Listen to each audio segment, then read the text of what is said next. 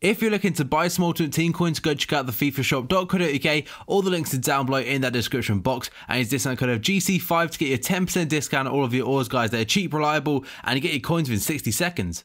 What's up, guys? GC5 here, and welcome to a brand new video. Today we've got part 2 of my potential January upgrades, and today we're covering the more defensive side of things in the Barclays Premier League. There is a couple of attackers in there, but we have focused on some defenders and a goalkeeper. So if no 1,000 followers likes again in the first few hours, that would be absolutely awesome. Last time we managed to nail 2,000 likes, so you guys need to really enjoy this series. And also in the comments below, what players I should do next. And finally, if you're new to my channel, click that subscribe button for daily FIFA content. The first player is going to be the only striker in this episode, and that is going to be Berahino from West Brom. He's only a 67 rated from the off, so he's very, very low rated, and I think this one is more of a correction of rating rather than actual mainly an upgrade, because he is too good to be a 67 rated, but 73 rated for me is probably about right. I mean, it's a +6 overall, don't get me wrong, that's a big upgrade, but again, when players tend to do quite well, a 67 rated, like Harry Kane in the last episode, actually. Harry Kane's been doing very, very well. Berahino, 13 goals and 2 assists in 24 matches this season. He's actually been done for drink driving in real life, which is it's really bad, and it could actually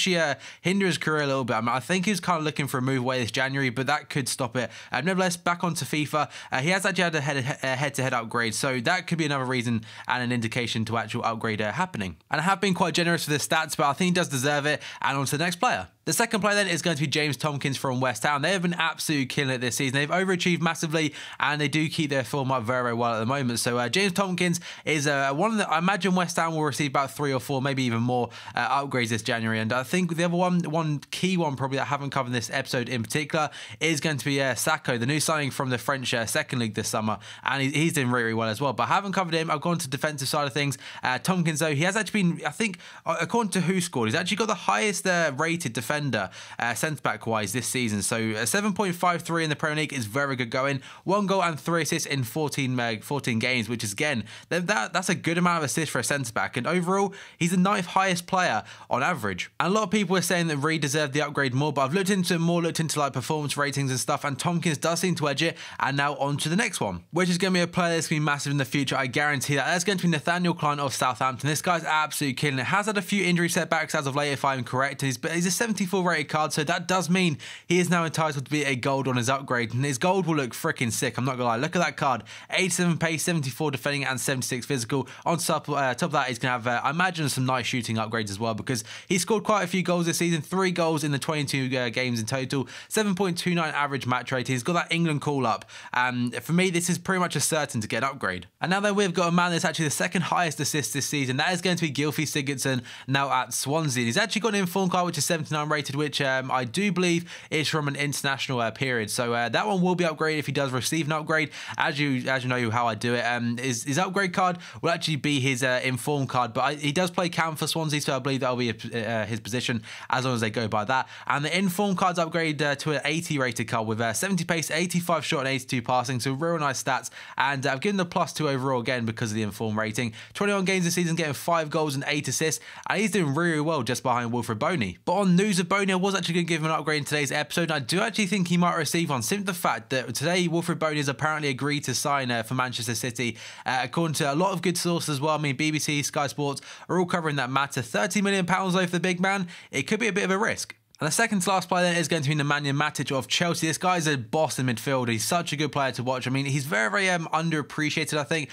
Chelsea fans, of course, will not think that. Chelsea fans absolutely love him, and rightly so. He's one of the best, for me, he's probably the best out-and-out CDM in the Premier League. Yaya Toure does not come in that category because Yaya does actually attack a lot. But Matic, he can sit in front of that defence all day, and he'll pretty much be like a 5th centre-back, whatever formation they play. And he's an incredible player, and I've given him an 82 to an 84. And stats-wise then, obviously, +2 overall, +2 pace, +3 shooting, +2 passing, +1 dribbling, +4 defending, which I feel is very, very deserved, and +1 physical. So 84 defending and 86 physical are obviously the key standout stats for Matic, but that is kind of what he's all about. He's about his defensive awareness, defensive positioning, and he's actually a brute as well. I mean, he's built like a brick shithouse, and 3 goals and 3 assists for a CDM is not bad at all either. And when you think about Chelsea's success, you automatically either think about Cesc Fabregas, Diego Costa, or Eden Hazard, or likes of that. But Matic does just as good a job, but doesn't really get the credit he deserves. And the final one then is going to be one I actually forgot to put in the first episode. That's going to be David De Gea. This one is a certain upgrade. I guarantee this will happen.